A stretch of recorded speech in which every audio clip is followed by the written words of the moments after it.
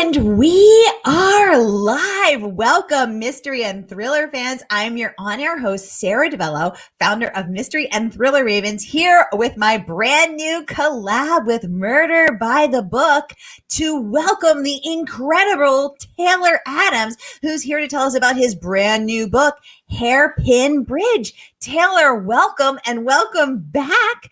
Tell us about this fabulous book. Thank you so much. Thank you so much for having me here. So Hairpin Bridge is about a young woman who is determined to prove that her twin sister's suicide was actually a murder by confronting the man she believes is responsible herself. And the only problem is, that man is the cop who allegedly found her sister's body under a derelict bridge way out in rural Montana. And so Lena, the protagonist, she arranges a meeting with that cop there on that same remote bridge. And it starts as an interview, but it gets a little bit becomes more of an interrogation. And as her questions get more pointed, what she learns puts her twin sister's final hours into focus and her own life into really immediate danger. But she also has a plan for that as well. So it's kind of part mystery, part thriller, part kind of very contained thriller. I call it a locked room thriller, except they're not in a locked room, they're on a bridge. But yeah, it's a lot of fun kind of storytelling devices that I had, I learned a lot when I was writing No Exit, my last one, and there was a lot of just fun stuff that I really wanted to try that I got to try with this one. Ooh, well, Taylor, we're going to need to know every single trick you tried, why, how, and you never told us before. And I can't wait to get into every single detail of it, as well as your incredible reviews that this book is earning. But first, I just want to welcome all of our mystery and thriller friends who are watching on Facebook, who are watching on YouTube, who are watching in Mystery and Thriller Mavens. Welcome, everybody. We're so happy to have you here. If you've been here before, you know the drill. And if you've never been here before, welcome. We're so happy to have you. We are excited to have you. And here's how it works. Every week, I give you 2 featured authors that I have handpicked, and you get to ask them anything. So I run this as a super collaborative conversation. So any questions that you have, just get them going in the comments. I'll get them right over to Taylor, and he will answer anything you're wondering about his book, his writing process, Lena, Cambry, the bridge, Montana. We got a lot of questions and a little bit of time. So get those questions going. Gail is saying, hi, Sarah, week 2 and counting. Gail, yay. Top community member. Great to have you. Week 2 and feeling fabulous. Great to have you. Let us know what questions you have for Taylor. Kelly saying, hello, everyone. Hey, Kelly, welcome. Good to have you. We're so excited you're here. And y'all, I got a lot of questions for Taylor. So Taylor, let's dive right in. Tell us about some of those things that you wanted to try. What were they and how'd you do it? So I think right from the get-go, No Exit is a very linear story because it's about people stuck in a confined location and, the night kind of goes on. And I wanted to move past that and try something that was more about like unraveling a mystery, but where there's 2 points of view and possibly more. And so we've got kind of like a dual timeline structure where we've got the main character solving a mystery and we're learning alongside her from somebody who may or may not be truthful with her. And then also seeing the past event kind of reconstructed through her twin sister's eyes, running parallel. And so it's like we're seeing it at the same time that the main character is learning it, but there are divergences that we start to notice and we start to question. Because that's the other thing that I wanted to try. And I was very, very terrified to try it. And it remained like a big fear throughout the whole writing process and even the whole editing process. And I remember asking my editor, like, does this work? Am I allowed to do this? An unreliable narrator. That's a really cool device, a really cool element, but totally easy to just shoot yourself in the foot because it's you're kind of breaking your promises a little bit with the reader sometimes with an unreliable narrator, and that's the whole point. And so it's like you have to know the rules and know the effect you're going for to really execute it. And I was very paranoid that I was just going to biff it on this one. That was a brand new tool that I got to play with and got to use. And, I've kind of added it to my toolbox. And so my next book is also going to have a little bit of a different kind of an unreliable narrator. But let's see, what else? I think, the 2 big things were the structure and the and the nonlinear and the unreliable narrator. Those were the two big things that I wanted to do in No Exit, but really couldn't just because of the limitations of the story. And then I just kind of went hog wild on this one. Well, hog wild is our favorite wild when it comes to Taylor Adams books. So thank you for going hog wild, Taylor. That is amazing. And this book is pretty wild, y'all. Pretty wild. So Andrea, welcome. Good to have you here. She's saying No Exit was super scary. I will be forever afraid to stop at an exit in Colorado. Andrea, you and me both. I mean, those roadside exits are a little scary anyway. You're always looking around the deserted parking lot, like, rushing over to the restroom and then running back to your car. But now I think now we're even more scared. Thanks to Andrea. Good point, Andrea. Let us know what coping mechanisms are you working with there now that whenever you have to pull over. Josie saying, "Oh, I just saw someone else suggest this book. You know what they say, Josie? It's a sign." And she said, "I'll definitely have to get to it now. P.S. I knew you through yoga in Boston. I didn't know you did this too." Oh, hey, Josie, that's for me. So, fun fact, you guys, I'm also a yoga teacher. So, when it's not a pandemic, I actually teach around the country. I've taught at the Texas Yoga Conference in Houston, and I teach everywhere from the LA Film Festival, the Chelsea Film Festival, the Summit in Brooklyn. I do it all, and I teach in Boston. So Josie, it's so great to have you. And there are so few of us yogi and mystery lovers. So great to have you, girl. Thanks for coming. So Taylor, let's talk about some of the devices that you used in this book. As you said, multiple points of view and an unreliable narrator, which you could have biffed it, but you didn't. And as a writer, as you said so rightly, you could easily shoot yourself in the foot, something that a certain marksman in the book a shot that they would never shoot themselves in the foot, wink. But I actually have tried the unreliable narrator, and I just ended up sounding confused. Like I didn't know what was going on. So it's really, which I didn't. So it's really hard to have that, to play with that and stay in control of the story, which you do as Lena, mourning the loss of her twin sister, convinced that it couldn't have been suicide, as everyone is suggesting. It must have been murder. She's going to unravel that. We're not sure if she's just so grief-stricken she can't see straight, as we all would be, or whether she's truly right. And there's some interesting twin moments. I know I'm fascinated with twins. I always wished I was one. Taylor, why a twin? So I'm not a twin myself. My mom is a twin though, so identical. My aunt and my mom. And so I'd always just thought twins were a really neat thing to explore in a story. And especially, in this kind of structure, it seemed like a really good match where, we have two stories kind of unfolding parallel, one living twin, one dead twin. And it really stuck out to me. And I think, I can't remember at what point in the process, like I decided on that, but it felt really natural, and I never ever questioned that. I mean, I question everything else that I do all the time, but that was one thing that I didn't actually question, that just felt right for the story. And I know, there are some thoughts out there that there's kind of a supernatural connection. I remember when I was really, really young, my extended family, we would always go out to the beach. And then one year we just didn't. And I was very young, like 5 or 6. But I remember asking like why we didn't go this year. And it turned out it was because both my mom and her twin sister had both had a bad dream or a bad feeling, I can't remember which, about the drive there, because it's a long drive. It's like 4 hours. And so they both kind of just agreed, okay, we'll reschedule this. We won't do it this week. And that always kind of stuck with me. Oh, that's so cool. Yeah. So I always wanted to have, let's call that, this just popped in there. Let's call that twin tuition. Yeah. I'm a dark. But I always wanted to have those cool twin moments. And there's a moment where Lena, trying to unravel this mystery on her and telling her blog fans that she's going to be doing this, pulls onto the bridge with the cop who found her sister's body at the bottom. And he tells her that she says, "Where on the bridge, did you find my sister's car?" Which she is now driving. And he says, "Well, actually exactly where you happened to park it." And she's like, "It's just a coincidence." But we're all like, "No, it's twin tuition."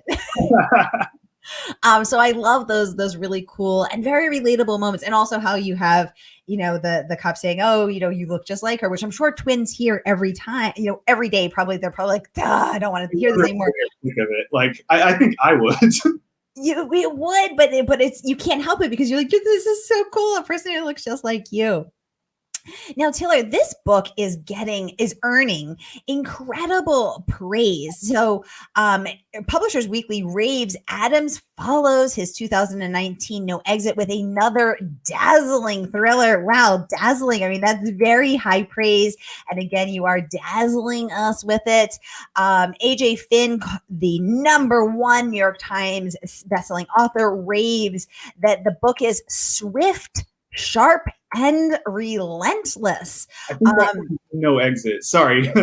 Yeah, that one was for No Exit. But okay, well, you know what? You're dazzling us again, as Publishers Weekly says, with another swift and sharp book. You also got an incredible write-up in the Washington Post. Congratulations on that. Thank you. They raved that your 4th standalone thriller moves at about 150 miles per hour until its closing scene, which is still and tender, a novel that's part action flick and part affecting rumination on moral responsibility within families. What an incredible review, first of all, and also what an incredible feat to pull off something that is both propulsive, just burning those pages up, but also that moral responsibility. Tell us why did you want to get that across, and more importantly, how did you get it across without coming across as preachy? I think, one thing that I just really, as I write more of these kinds of thrillers, which I really love writing, kind of lean, pacey thrillers. I have a lot of fun doing it, but I do also want to kind of grow and make each one its own unique thing and try, writing stories that maybe resonate a little more thematically and just have a little more to them. Mm-hmm. And that was definitely a goal with Hairpin, because it's, on one hand, it's totally an action story. There's a lot of action and gunfights and murder and all of that. Everything that you would expect from, a thriller that takes place on a bridge with bad guys. But at the same time, it's also about loss, and it's about the difficulty of processing loss and dealing with difficult truths that affect how you can or should remember somebody. And the multiple points of view really allowed me to, like we've got Lena's story, we've got Cambry's story, and then we've also got the blog, which is kind of sprinkled throughout, also, written by Lena. And that gives us kind of a direct line into, her grief, her determination, her sense of humor a little bit, and then also how much this mission toward the end, we start to see like the full picture of how much it's really wrecking her, and how,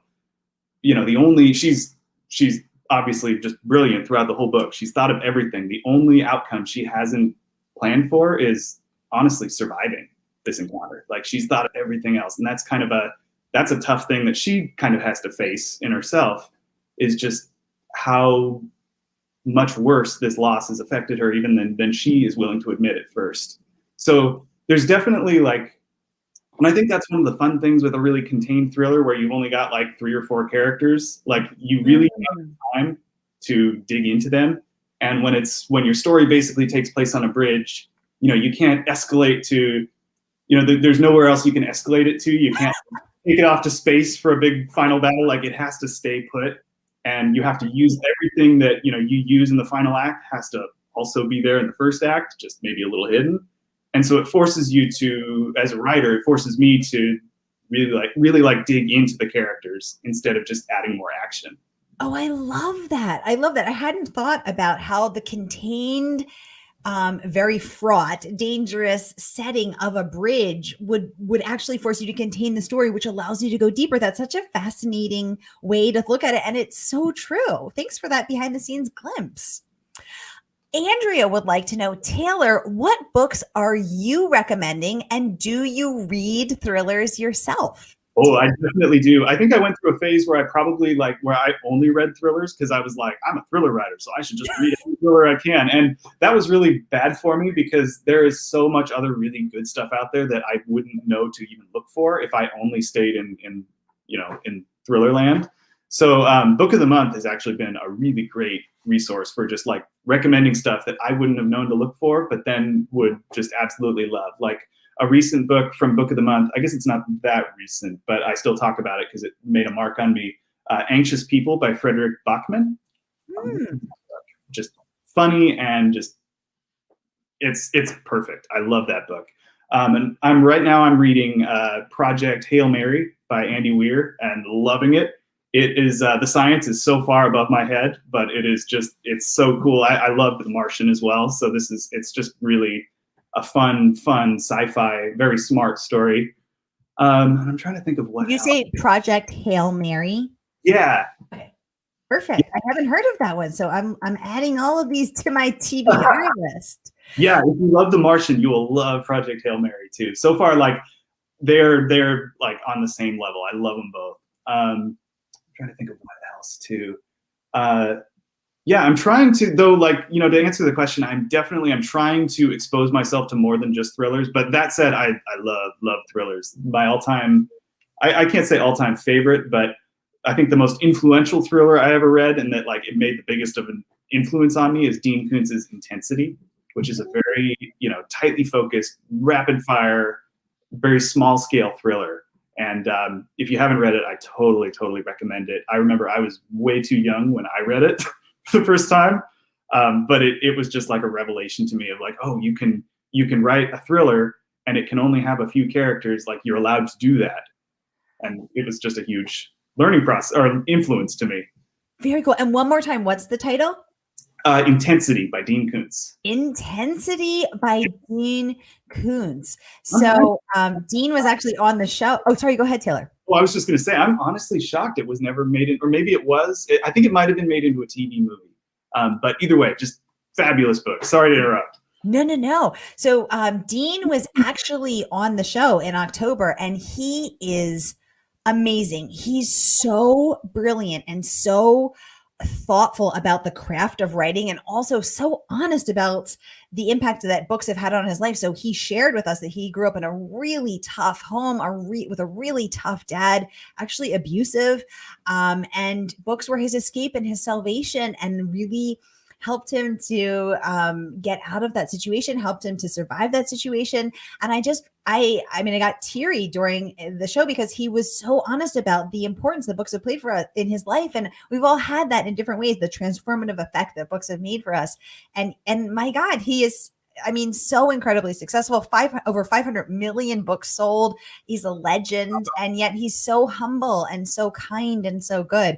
And also he doesn't let himself get out of the seat. He gets in the seat at 7 a.m. and he stays till 5 p.m. And nice. He's like, and he doesn't eat any carbs because he said carbs slow you down. So he has a cheese stick and like a hard-boiled egg. In those 10 hours, I was like, Dean, I've missed like 4 meals. But he's so amazing. So that's really cool that Intensity has made such a difference in your life. Very cool. Thank you for sharing that. Andrea, thanks for the great questions. Let us know what other questions y'all have, and I will get them right over to Dean. Right over to Taylor, Dean has made such an impact on his life. So Taylor, Book Page raved that Hairpin Bridge reads like a Stephen King novel. Talk about another legend. Saying that it is reminiscent of Misery and how the characters shape shift as the narrative progresses. And I loved both that review and I loved how you did that. So we start out feeling really bad for sweet little Lena. And of course we do, because her heart is broken. But then we know Lena's going to be okay. Lena's going to take care of herself. Leaving the Book Page went on to say, leaving the reader wondering who is more dangerous and, more importantly, which one will prevail. I was wondering myself. I wasn't sure. So incredibly high praise there to be likened to Stephen King and Misery. Wow.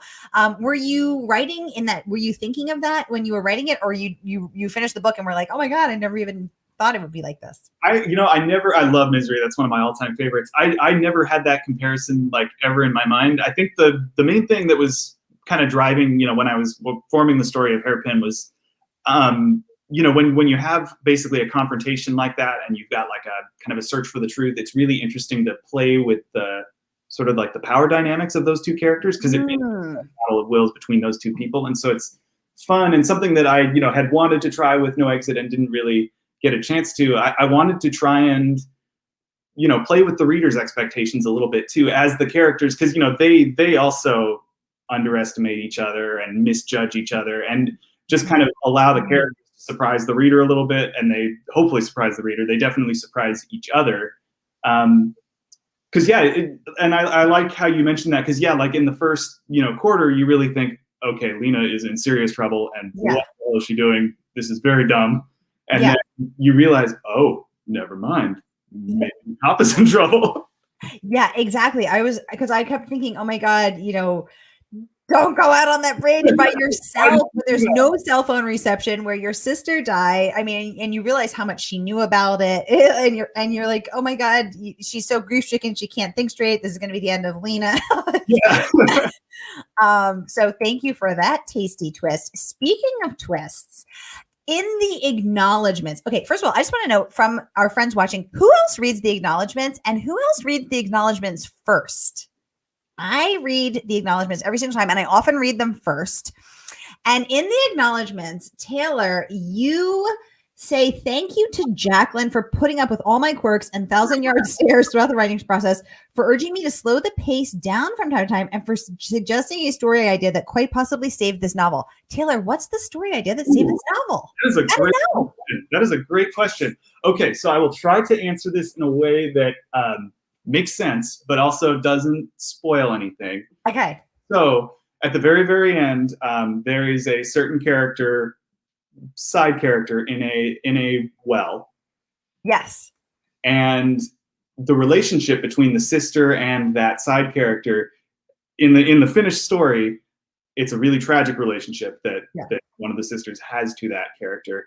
In the first, 5, 6, 7, 8, however many times I rewrote this darn thing, earlier, it was just another victim.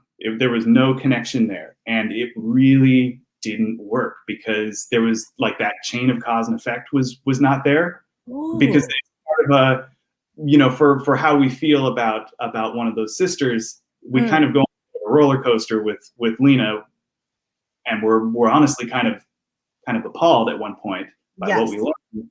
And then to bring it back to kind of this redemptive moment, it just does not work if there's no cause and effect there. And that was the thing that I was just struggling with, because, in the story as it currently is, it makes sense because she is a direct part of why somebody ended up in a well. Yes, indeed. And before it didn't have that. So Jacqueline totally saved the book. So did she read it and she just was like divine inspiration, or was it in dialogue? I mean, how did she come up with this story saving idea? It was kind of like because and I had always, I was like, something is not working. Like what is wrong with this ending? How do we fix this? And then she was like, well, I think there needs to be a connection there. Like, what if, and then the other challenge there was a lot of time has to pass between death and then Lena actually confronting, the cop on that bridge. And so then we had to think, okay, like, what is a way for a lot of time to pass, but there still to be a connection between Cambry and this character in a well? This probably doesn't make any sense to anybody who hasn't read the book, but but now, okay, y'all, when you read when you get to that last scene, now you're gonna know that Jacqueline proposed the story-saving connection. Yes. And Taylor, was there anything that Jacqueline or your editor or others suggested where you were, where they were like, have you ever considered a robot? And you were like, no robot. I mean, was there anything that you just were like, absolutely not, hard no? Let's see. No, everything, like, the editing process was actually, by the time it got to my editor, all the changes we did, they're all really great changes. They were all very subtle. They were mostly just kind of a matter of delivering the information a little differently. Like, one of the best ones that she suggested that we did was the best one was, again, the ending. The ending was originally a lot more abrupt in the first versions that I tried writing. And the editor was like, there needs to be a sense of touch. Like if this was a movie, we would end it with an abrupt sound, with, you know, because it originally ended with a sound of there's somebody in here. Yeah. The ramifications of, okay, I get it. That's the twist. And it ended just right there. And my editor was like, that would work in a movie, but in a book, especially in a book as violent and emotionally grueling as this one, that there needs to be like what she used was a sense of touch. Like you need to kind of complete the moment and give the reader the moment that the whole book has kind of been, you know, teasing, you know, a moment of catharsis and just finding sense in just an awful, all around awful situation and awful ramifications to an awful situation. And so it's like a half a page or a 1 page. It's a very, very short epilogue. You know, you'll know it when you see it. But that was also my editor saying, like, give us just a teeny bit more, because she was so right. And now that I look at the book, I can't imagine it being as it originally was, where it's just like it chainsaws off at the end. Chainsaws off. I love it. Yeah, it's done. That's so cool. And I like that she said a sense of touch, and then you went back and you sort of got in there a little more deeply. That's really cool. Thank you for giving us the scoop, Taylor. All right, fam, we got 5 minutes left. So what questions do you have for Taylor? We have just a few more. I think we could probably take 2 or 3. So get them going. This is your chance to ask Taylor anything. Taylor, I'm going to start by saying your last book is now going to become a movie. Give us the scoop on that. Yeah, I am super excited. So it is currently filming, according to IMDb. I don't know what I can say, what I'm allowed to say, but I'm super excited. I'm super excited for the cast to get announced whenever that happens. I'm not allowed to talk about that. But I think it's in really, really good hands too. And I think that's a really, you know, important feeling to have as the creator of the work that is being adapted, because I got to read the screenplay and they did a bang up job on the script. It is a great script. It is a great director. The director is Damien Power. He did an Australian horror film called Killing Ground, which, if you like just nerve-shreddingly, like just anxiety-inducing horror, psychological horror, because it's not really gory, even though it feels gory. It's an incredibly just terrifying movie, but it's also very elegant because it doesn't really show you anything. It leaves you to imagine things, which is, you know, a sense of restraint that I think, you know, I really admire in horror and suspense, and something that I've, you know, as I learn more and keep writing, I want to try and get better at, because, you know, violence can get really numbing and it can be really distasteful, and it's distasteful to write sometimes, and sometimes it's way more effective for what you're trying to do to not show anything. And yes, I definitely, you know, that's something that I need to get better at, because my books tend to be pretty violent and I don't always know if they need to be. I think it's a matter of me, you know, going for the most obvious choice, and that's definitely an area of growth for me, I think.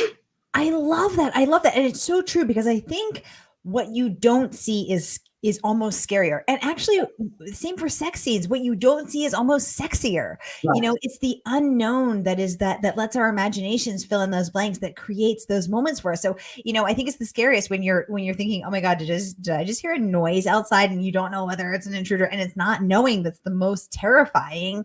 And so I absolutely love that you're thinking about that and starting to play with that, explore that more. How fascinating. That's really, really cool. Oh, Margaret saying, just dropping in, appreciating Taylor's backdrop, giving me Southern porch vibes. Wait a minute, Margaret, this is your fellow Pacific Northwester here. Yeah. Margaret joining us also from the Pacific Northwest. Taylor is in Seattle, Margaret. So you got your fellow Pac Wester there. Hopefully you did okay in that heat wave. That was a rough weekend. Yeah, oh my God, rough weekend. Gail saying, thank you, Sara and Taylor. I've enjoyed both of these interviews. Gail, thanks so much for joining us for both. So great to have you as always. Really appreciate you having your presence, Margaret. Thank you. Oh, Margaret saying, and you're not melting yet. By the end of the interview, Taylor's just like a puddle of melted ice cream. He just is, yeah. He's keeled over. And Taylor, one thing that I really appreciated was one of your reviews, and I'm blanking on which one, said that, oh, here, it was shelf awareness, that you displayed fierce skills at meting out the tension that begins slowly but increases as the danger becomes real. Does meting it out, just parsing it out, in little tiny bite-sized portions, not little tiny, but big, delicious bursts of flavor, does that come naturally to you, or were you like, oh, too much up front and now I gotta ration it out? It's definitely it's kind of like a process of almost trial and error, because I rewrite so much and I enjoy rewriting. Like, it's fun to just keep kind of refining the story and just stabs at it and rearranging the information. Because it's all just about the order of information. And yeah, you can give too much away up front, you can give not enough away, and then just end up with a very sluggish first part. So yeah, it was definitely a matter of trial and error and moving information around and moving reveals around, and then moving things back where I'm like, okay, I feel like we've jumped to the cop's point of view too soon, because it's more effective for him to be a little unknown up until this point. Yeah, so I mean, I wish I could say, yeah, I got it right the first time on the first draft, and it's just what I do. But no, it was tons and tons of work, and I would definitely describe it as like a trial and error process of like, I try it, and then I look at it the next day and I go, okay, maybe I need to try it differently. Okay, this is giving me heart because that is not a strong suit of mine. So I appreciate that insight and that honesty. Thank you. Gail is saying, Taylor, you sent some of the heat to the Northeast. We don't like that. Take your heat back, sir. Take your heat back. Yeah, we don't like that over here, Gail, right? I love it. Yeah, Taylor, you've gotten some just absolutely incredible reviews. I mean, it's just really, it must be, as a writer, it must be so wonderfully validating to see your work put out there and understood exactly as you wish it to be. What's that been like for you? Really, I mean, honestly, it still doesn't quite feel real. And I think part of it too is I'm always just thinking about the next thing and thinking, okay, this one worked, now I've got to do it again or do something again. So I think it's mostly just a matter of kind of keeping my eye on the ball. But yeah, the reviews have just been, it's amazing to see that. And it's amazing to see writers, that I really like, to see that they like my stuff like that. Every single one of those has just made my day. And, when I remember when I got one of the blurbs, I think I was at the dentist, and I was reading my phone while I was at in the dentist, and I was like, "Oh, excellent! I have a reason to survive this." It was Publishers Weekly. I remember it was the starred review from Publishers Weekly, and I was like, "Oh yes, okay, I'm totally going to survive this dentist trip now." You're like, I will get myself out of this chair only now because of this amazing review. I love it. Yeah, exactly. Because we all need something to look forward to at the dentist. So there you are with your mouth wide open. Oh, but the phone in your hand, just getting. It's the happiest Taylor's ever been at the dentist. Yes. Oh my gosh, I love it. I love it. Well, Taylor, Margaret is saying #author life. You're in the chair at the dentist staring at your phone. They're saying and you're saying Great. A starred review from Publishers Weekly. Oh my gosh, I love it. Oh my gosh. Well, Taylor, thank you so much for coming on the show. Any parting thoughts from you? What do you want us to leave with? Leave your pages with? What do you want us to feel, experience, think, learn? Tell us. I mean, I guess it's kind of different for every book, but for this one, I wanted to write both something that was really propulsive and action-packed, but also something that kind of sticks with you maybe in a way that No Exit didn't necessarily. And write something just with a little more, it's about loss, it's about pain, it's about, reconciling really tough things.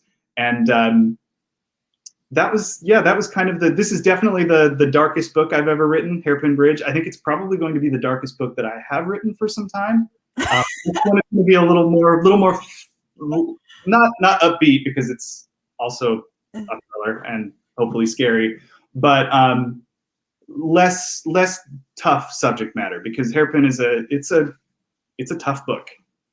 In the words of Yoda, Taylor's going to come back to the light side. He's going to step away from the dark side. He's going to come back to the light side, but still keep us on the edge of our seats. with his propulsive page turning thrill ride.